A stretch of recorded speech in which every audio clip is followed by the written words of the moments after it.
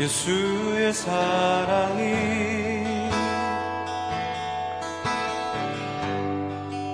나를 대속하셨네.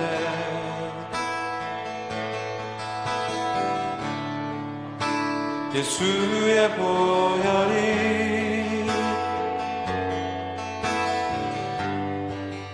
나를 자유케 했네.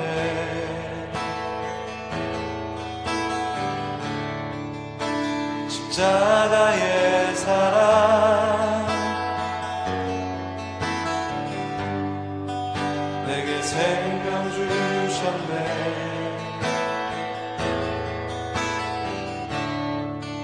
십자가에 달리신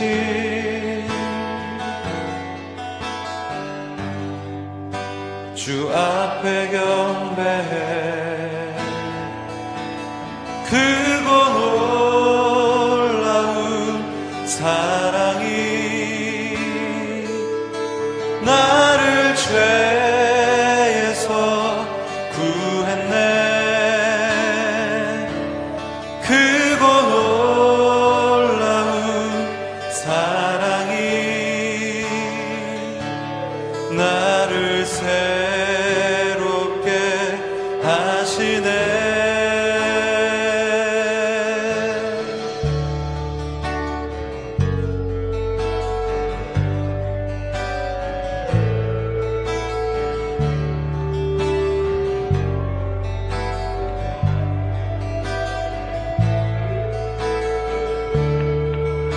십자가의 사랑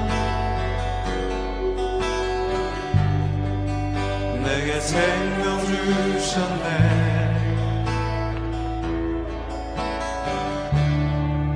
십자가에 달리신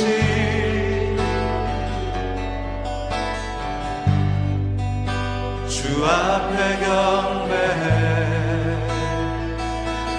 크고 놀라운 사랑이 나를 죄에서 구했네. 크고 놀라운 사랑이 나를 새롭게 하시네.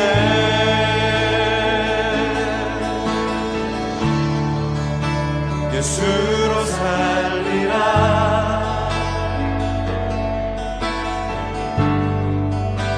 예수만 따르리.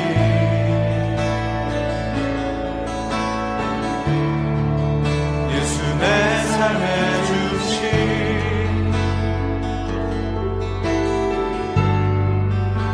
엎드려 경배해.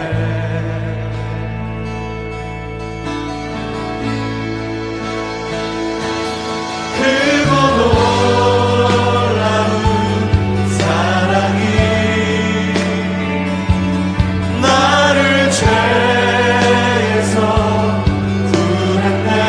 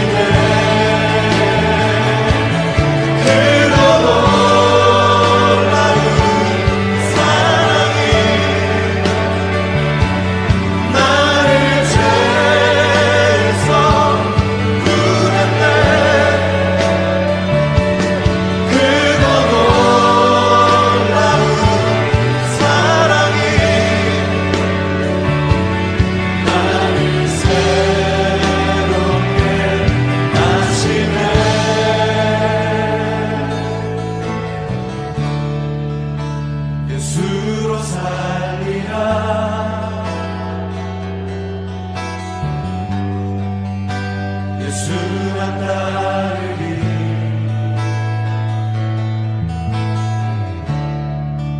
예수 내 삶의 중심 엎드려 경배해 예수로 살리라 예수로 살리라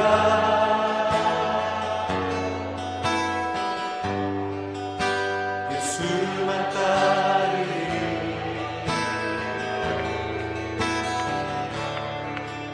예수 내 삶의 중심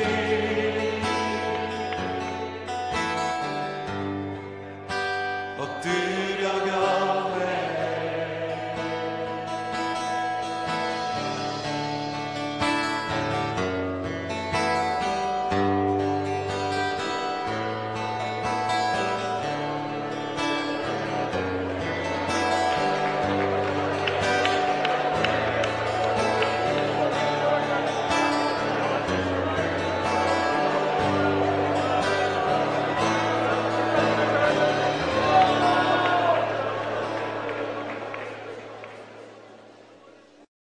너 예수께 조용히 나가 내 모든 짐 내려놓고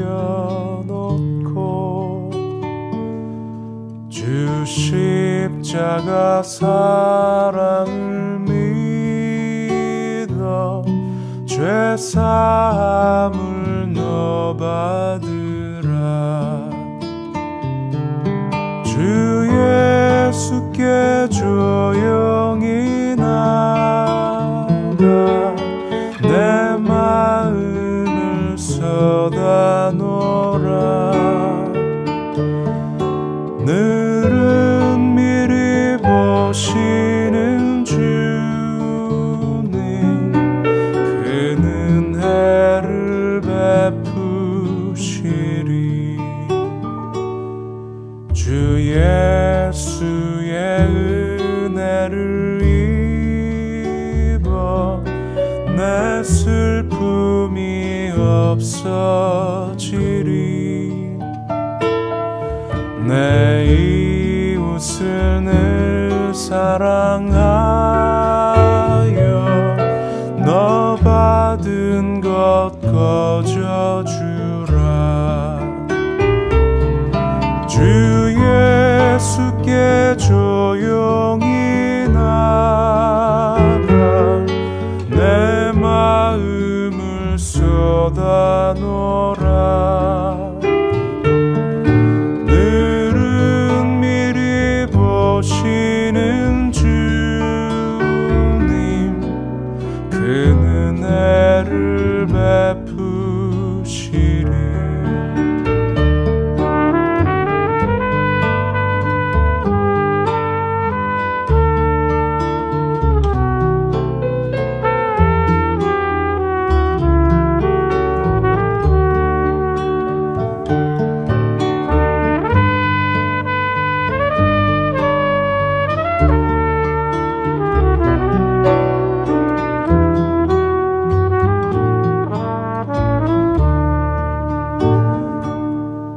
주 예수를 친구로 삼아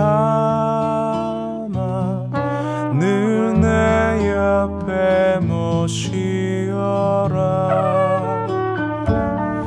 그 영원한 생명 샘물에 내 마른 목 죽이어라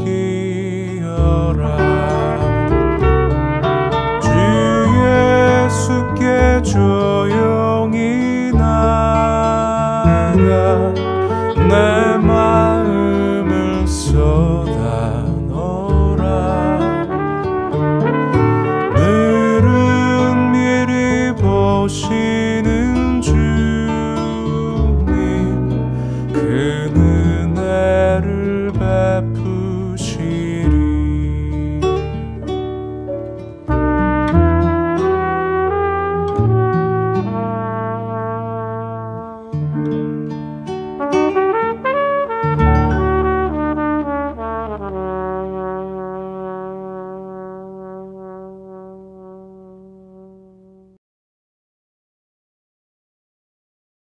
예수께서 나가사 습관을 따라 감람산에 가심에 제자들도 따라갔더니 그곳에 이르러 그들에게 이르시되 유혹에 빠지지 않게 기도하라.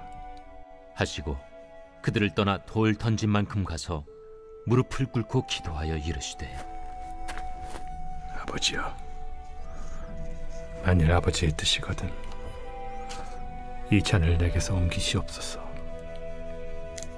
그러나 내 원대로 마시옵고 아버지의 원대로 되기를 원하나이다. 천사가 하늘로부터 예수께 나타나 힘을 더하더라. 예수께서 힘쓰고 애써 더욱 간절히 기도하시니 땀이 땅에 떨어지는 핏방울같이 되더라. 기도 후에 일어나 제자들에게 가서 슬픔으로 인하여 잠든 것을 보시고 이르시되 어찌하여 자느냐? 시험에 들지 않게 일어나 기도하라. 유혹에 빠지지 않게 기도하라 말씀하였음에도 예수님의 제자들은 곤히 잠들었습니다. 기도하고 싶어도 육신이 연약하여 기도할 수 없었습니다. 하지만 이러한 제자들이 훗날 교회의 지도자가 되어 기도로 하나님과 소통하고 기도로 교회를 인도하는 자가 되었습니다. 도대체 어떤 일이 있었기에 예수님의 제자들은 기도할 수 없던 자에서 기도하는 자가 되었을까요? 그 이유를 오늘 본문을 통해 함께 살펴보겠습니다. 6월절이 되어 제자들과 함께 식사를 하신 예수님은 그곳에서 성찬을 제정한 후 한없이 나약한 제자들의 모습을 확인했습니다. 가로된 유다는 곧 있으면 예수님을 팔 것이고 모든 제자가 누가 더 크냐를 놓고 다투었으며 가장 가까이에서 예수님을 섬겼던 베드로는 닭이 울기 전 예수님을 3번 부인할 것입니다. 3년이란 시간 동안 함께하며 제자들을 가르쳤지만 제자들은 예수님의 말씀을 하나도 깨닫지 못했습니다. 그래서 예수님은 제자들을 위해 앞으로 일어날 일을 경고하였습니다. 이 경고는 제자들을 대하는 사람들의 태도가 바뀐다는 것입니다. 이전에는 전대도 필요 없고 배낭도 필요 없고 신발도 필요 없었는데 곧 있으면 전대도 필요하고 배낭도 필요하고 검이 필요한 때가 올 것이라 가르쳤습니다. 하지만 이번에도 제자들은 예수님의 말씀을 깨닫지 못했습니다. 검이 필요하다는 말을 밀란의 신호로 받아들였습니다. 성찬을 제정하며 자신의 살과 피로 자기 백성을 구원하겠다 말하였지만 제자들은 자신의 검을 의지해 나라를 얻으려 했습니다. 제자들의 어리석음이 확인된 6월절 식사의 자리를 뒤로하고 예수님은 제자들과 함께 감람산으로 이동했습니다.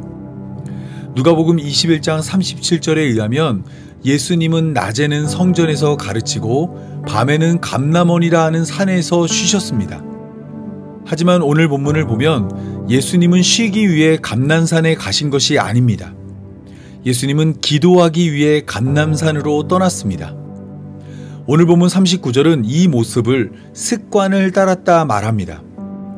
여기서 습관에 해당하는 헬라어 단어는 관습이나 규례를 뜻하는 명사로 규칙적으로 하는 행동을 말합니다. 이 표현은 오직 누가복음만 사용하였습니다.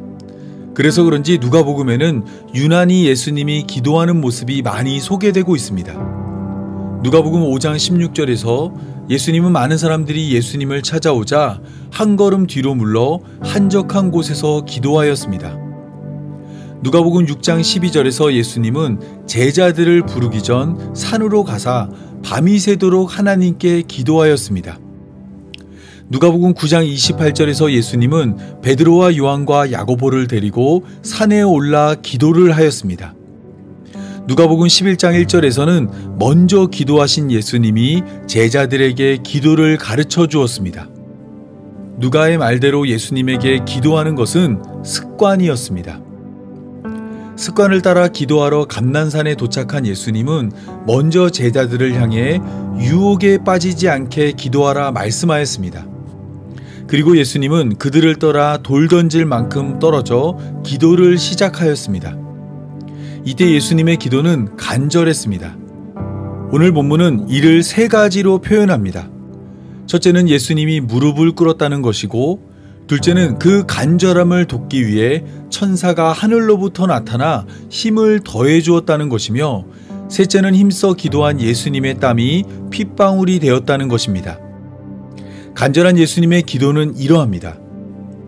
아버지여, 만일 아버지의 뜻이거든 이 잔을 내게서 옮기시옵소서. 그러나 내 원대로 마시옵고 아버지의 원대로 되기를 원하나이다. 기도를 통해 예수님은 하나님께 두 가지를 구했습니다. 첫째는 이 잔을 내게서 옮겨달라는 것이고, 다른 하나는 아버지의 원대로 되기를 원한다는 것입니다. 예수님이 이 잔을 내게서 옮겨달라 기도한 것은 제자들과 함께 식사한 유월절 식사를 배경으로 합니다. 예수님은 성찬을 제정하며 잔을 받으사 감사 기도하시고 제자들끼리 나누어 마시라 말씀하였습니다. 그러면서 이 잔은 내 피로 세우는 새 언약이니 곧 너희를 위하여 붓는 것이라 말씀하였습니다.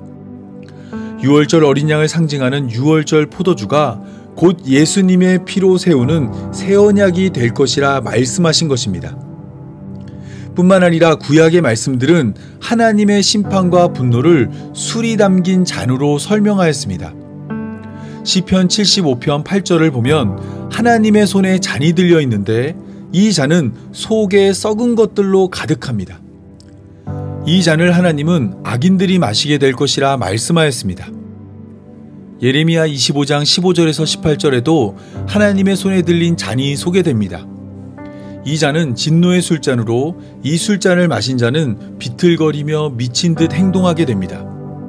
때문에 이것을 마신 자는 멸망과 놀램과 비웃음과 저주를 당한 자로 여겨집니다. 그런데 하나님은 바로 이러한 잔을 예수님의 손에 쥐어 주었습니다.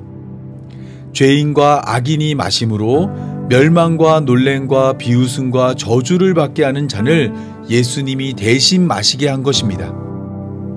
때문에 예수님은 두려울 수밖에 없었습니다. 누구보다도 하나님이 내민 잔의 의미를 잘 알고 있었기 때문입니다. 하나님이 내민 잔은 진노의 잔이며 분노의 잔입니다. 죄를 미워하고 용납할 수 없는 심판의 잔입니다. 태초부터 종말까지 사람이 지은 모든 죄를 짊어지는 대속의 잔입니다. 이 잔을 입에 대는 순간 예수님의 육신은 찢어지고 마음은 쪼개지며 인격은 짓밟히고 영혼은 사망에 이릅니다. 그래서 예수님은 간절히 하나님께 기도했습니다. 이 잔을 내게서 옮겨달라 말씀하였습니다. 이 잔을 내게서 옮겨달란 말은 쉽게 말하자면 하나님께 살려달라 고백한 것입니다. 하나님을 아버지로 부른 예수님께서 아버지에게 도움을 요청하며 제발 살려달라 간절히 기도한 것입니다. 하지만 예수님의 기도는 여기서 끝나지 않습니다. 예수님은 자신의 마음을 고백한 후 그러나 내 원대로 마시옵고 아버지의 원대로 되기를 원하나이다 라고 기도했습니다. 예수님의 기도는 자신의 뜻만 나열하는 기도가 아니었습니다.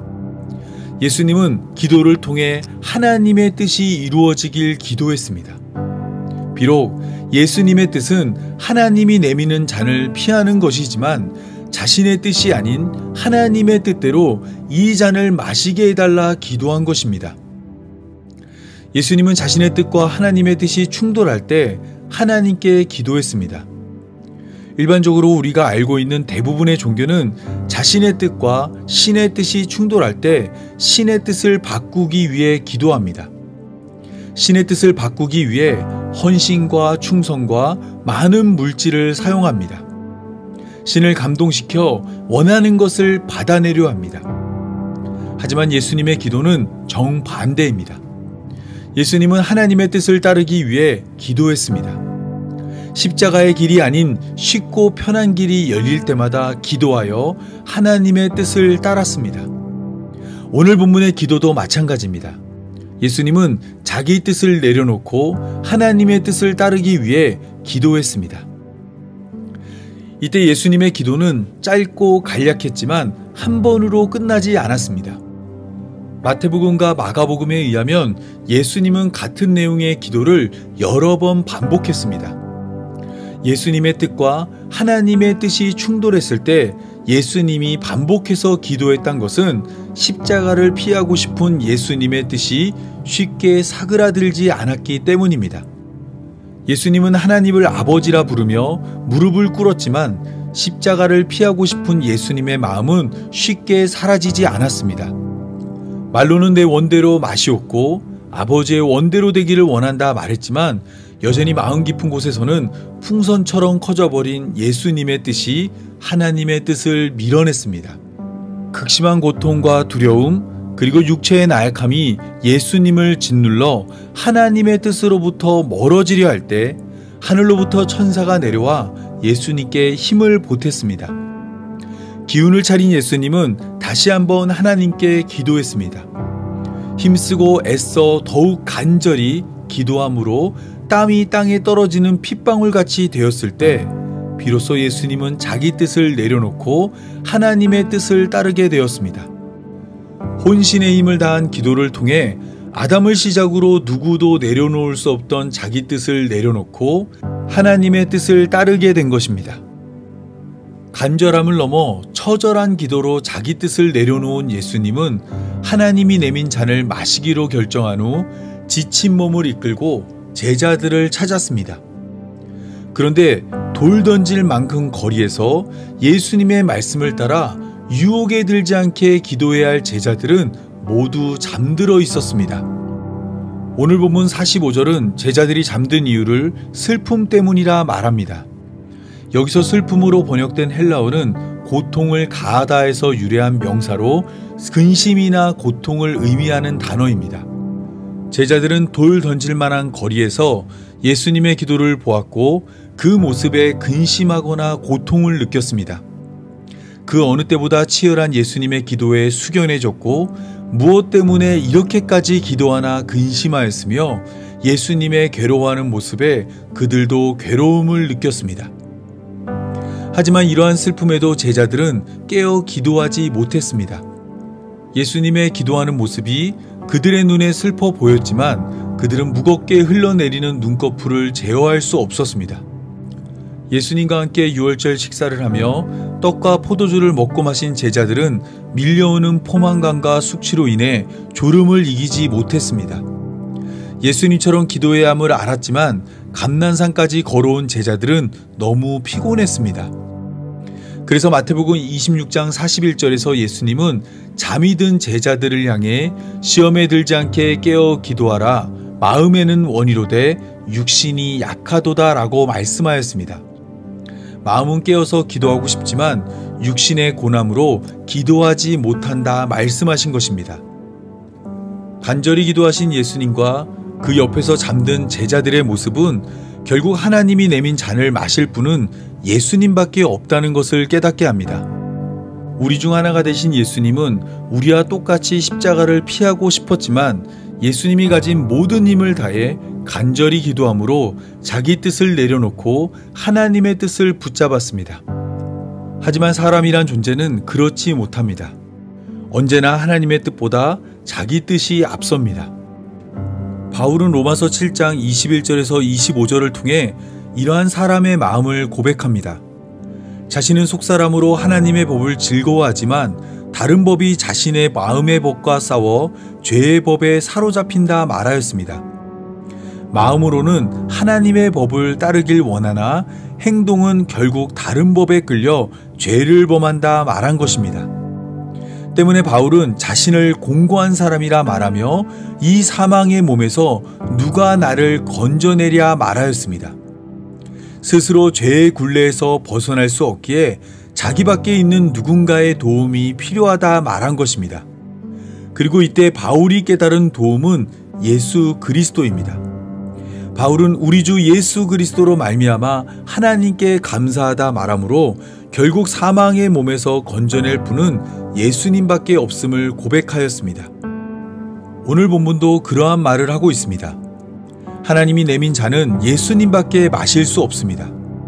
육신의 정욕과 안목의 정욕과 이생의 자랑에 빠진 사람이란 존재는 자기 사랑에 미쳐 결코 다른 이를 자기 몸처럼 사랑할 수 없습니다.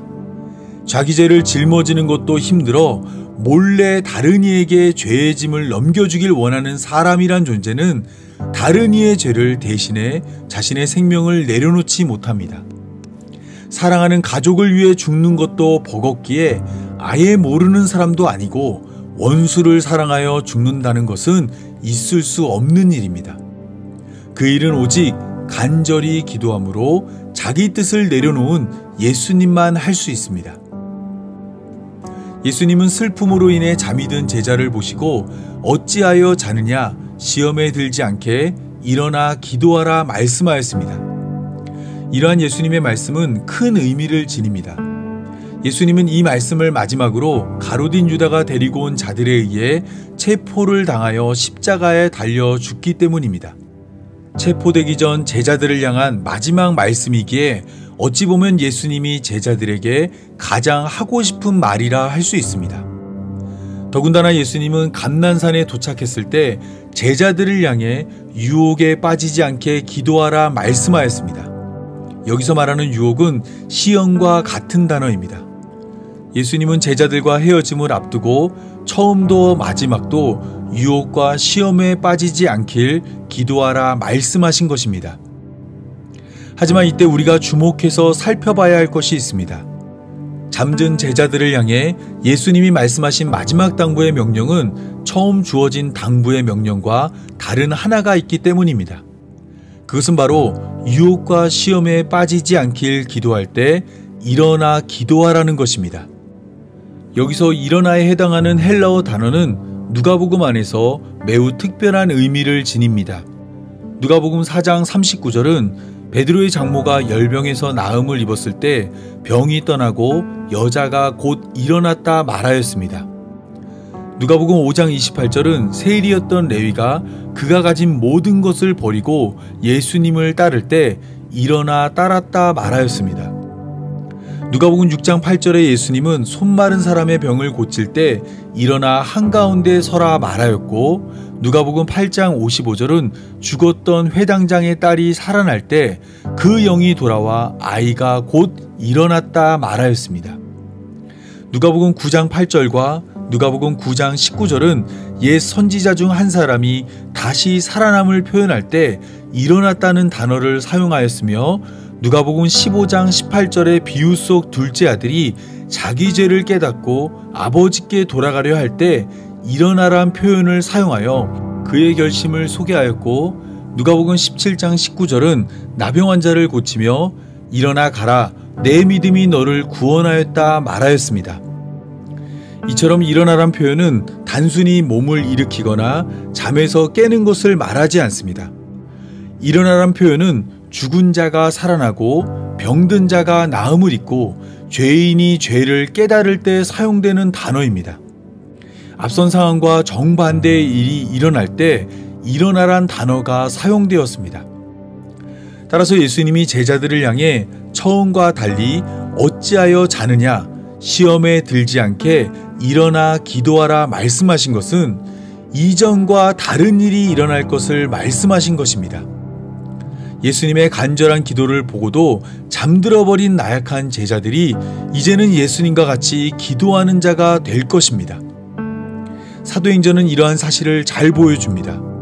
사도행전 1장 13절에서 14절을 보면 예수님이 승천하신 후 예수님의 제자들과 예수님을 따르던 자들이 마음을 같이하여 함께 기도하였습니다.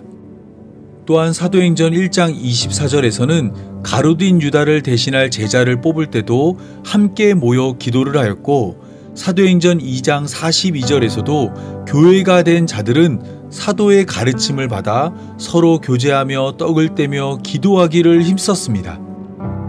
사도행전 3장 1절을 보면 베드로와 요한은 기도 시간에 맞춰 기도하기 위해 성전에 올라갔고, 사도행전 6장 4절을 보면 7 집사를 선출한 후 예수님의 제자들은 기도하는 것과 말씀 전하는 것에 전념하였습니다.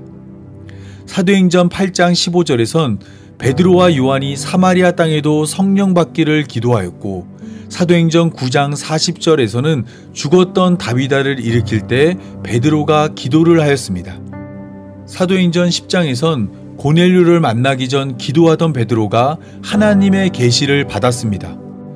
기도할 수 없던 예수님의 제자들이 예수님의 말씀대로 일어나 시험에 들지 않게 기도하는 자가 된 것입니다.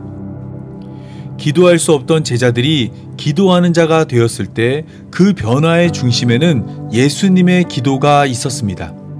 예수님께서 무릎을 꿇고 천사들의 도움을 받아가며 땀방울이 핏방울이 될 정도로 온 힘을 다해 기도하신 예수님의 기도가 있었기에 졸며 기도할 수 없던 제자들은 일어나 깨어 기도하는 자가 된 것입니다. 자기 뜻을 내려놓고 십자가로 걸어가신 예수님의 결단과 결심으로 말미암아 마음은 원이로되 육신이 약했던 제자들은 태산처럼 높아진 자기 뜻을 조금씩 내려놓으며 하나님의 뜻을 따라 살아가는 성도가 되었습니다. 따라서 교회로 부름받은 우리 역시 어찌하여 자느냐 시험에 들지 않게 일어나 기도하라 말씀하시는 예수님의 음성을 듣고 예수님을 따라 기도하는 자가 되어야 합니다. 우리의 마음에 이미 차고 넘치는 자기 뜻을 기도를 통해 더욱 견고히 하는 자가 아니라 기도함으로 자기 뜻을 무너뜨리고 하나님의 뜻을 굳게 세우는 성도가 되어야 합니다. 하나님은 이것을 위해 우리에게 기도를 주었습니다. 우리가 기도하지 않으면 우리 마음에는 자기 뜻만 남게 됩니다. 하나님의 뜻이 자리할 곳이 없어집니다. 우리가 기도해야만 하나님의 뜻이 우리의 마음에 자리 잡습니다. 예수님이 습관을 따라 기도한 것처럼 늘상 우리는 기도함으로 하나님의 뜻을 추구하는 자가 되어야 합니다. 기도한 만큼 자기 뜻을 내려놓고 기도한 만큼 하나님의 뜻을 붙잡을 수 있기에 우리의 기도는 쉴 수 없습니다.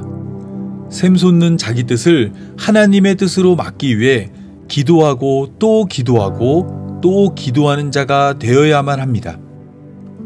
어찌하여 자느냐? 시험에 들지 않게 일어나 기도하라 말씀하시는 예수님의 음성 앞에 우리는 얼마나 기도하고 있습니까? 우리의 뜻을 내려놓기 위해 쉬지 않고 기도하는 성도의 삶이 되길 바라며 오늘 말씀 맺겠습니다. 다 함께 기도하겠습니다.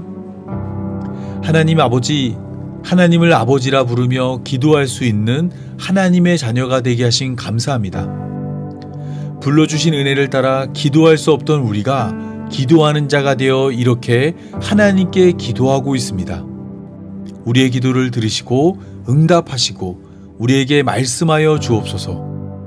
더 나은 삶을 위해 하나님의 뜻보다 내 뜻을 더욱 앞세운 우리를 용서하시고 기도할 때마다 하나님의 뜻을 밝히 보여 우리의 뜻이 가려지게 하여 주옵소서. 기도함으로 죽기까지 순종한 예수님을 따라 기도하며 하나님의 뜻을 따라 살아가는 교회로 부름받은 성도의 삶이 되게 하여 주옵소서. 주님 다시 배울 날까지 쉬지 않고 기도하며 날마다 하나님 나라를 구하는 성도 되게 하여 주옵소서. 이 모든 말씀 우리 구주 예수님의 이름으로 기도합니다. 아멘. 나 어디 거할지라도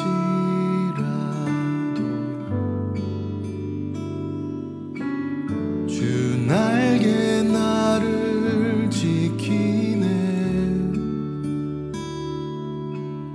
그 그늘 아래서 나 주님을 노래하네.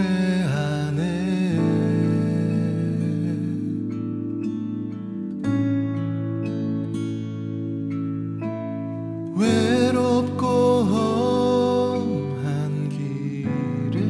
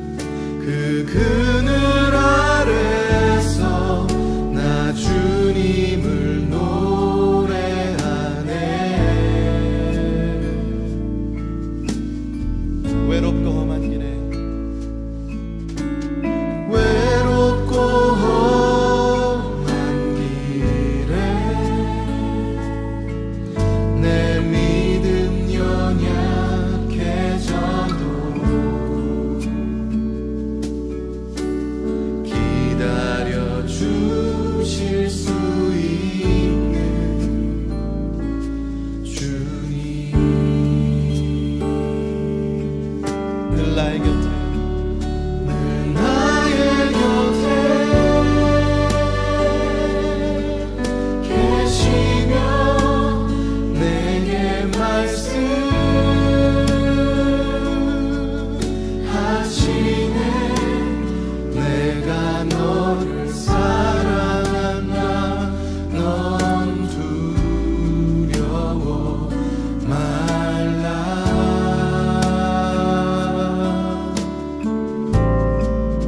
나 사랑하리. 당신을 신뢰하리. 그 마음 내가 살아 숨쉬는 동안 주님. 한 번 더 고백하겠습니다. 나 어디 거할지라도, 나 어디 거할지라도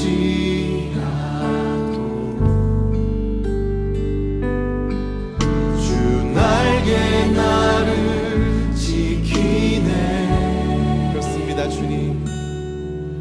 그 그늘 아래서 나 주님을 노래하네.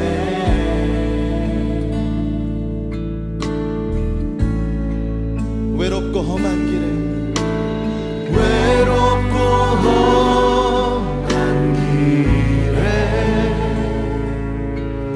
내 믿음 연약해져도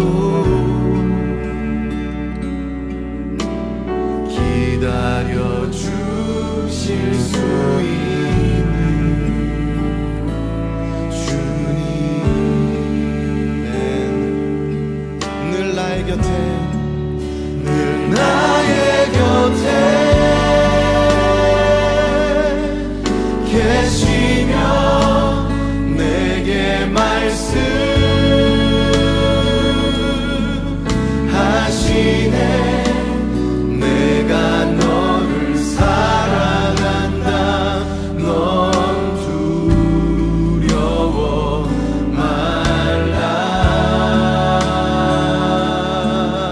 나 사랑하리. 나 사랑하리.